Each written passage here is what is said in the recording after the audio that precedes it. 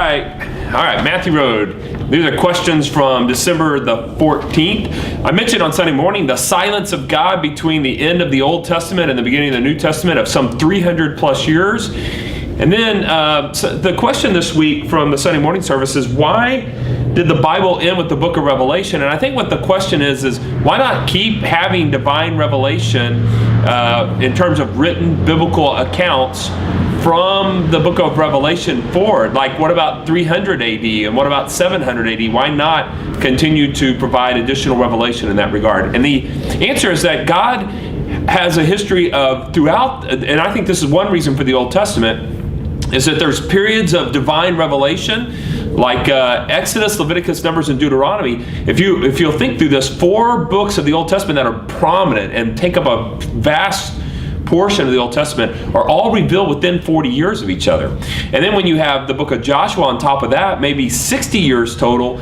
you've got 5 of the major works of the Old Testament in a short period of time.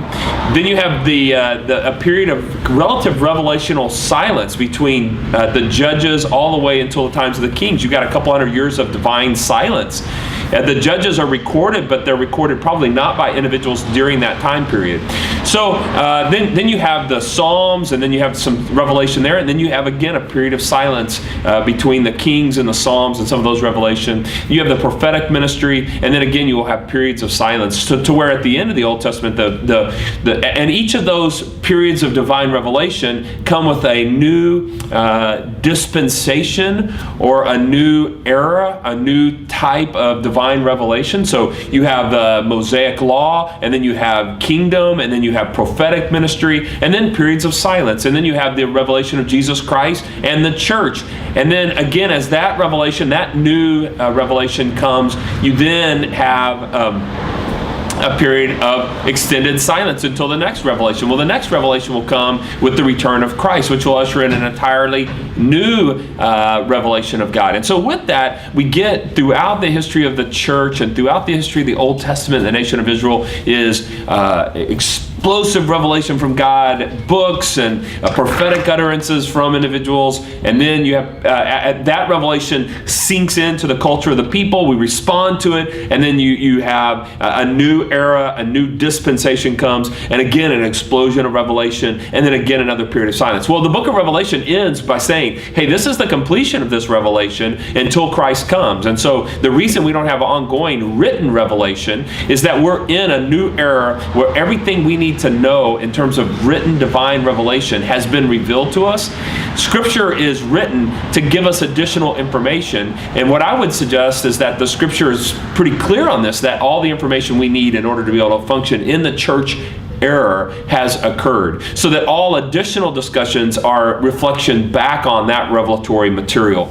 And that's why I think it ends with revelation and there's not an ongoing revelation from God, because all that we need to know has been provided. The whole reason for the Bible is not to just have God speaking, but to have God revealing himself to us as we need his revelation, and then us responding to it. And so all that we need to know has been revealed by God, and now we just need to respond to it. And that's why the next revelation of God will be the return of Jesus Christ and ushering in an everlasting kingdom, in which case then we will be back in this phase of a new dispensation and a greater revelation.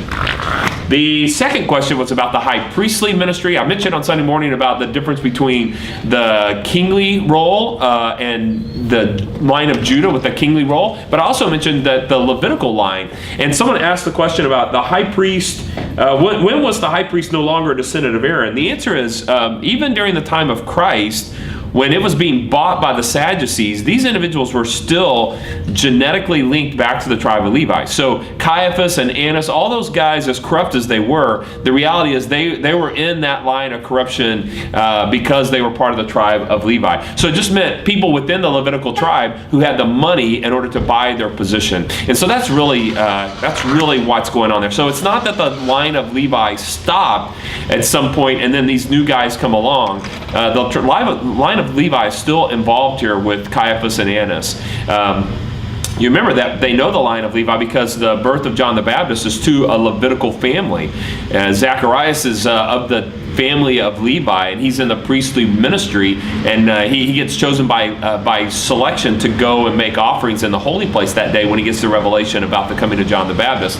And so some aspects of the Levitical line were still functioning as they should, like with Zacharias, but at the upper echelons of the Sanhedrin, the 70 ruling people of the nation of Israel, the Levitical people in that role, those individuals, the high priest and his assistants and all that, those individuals had bought their positions, but they were still of the tribe of Levi. So I think the Levitical line still continues, and they were still following that tradition even in the time of Christ. And so anyway, good question, and we will see you guys on Sunday morning.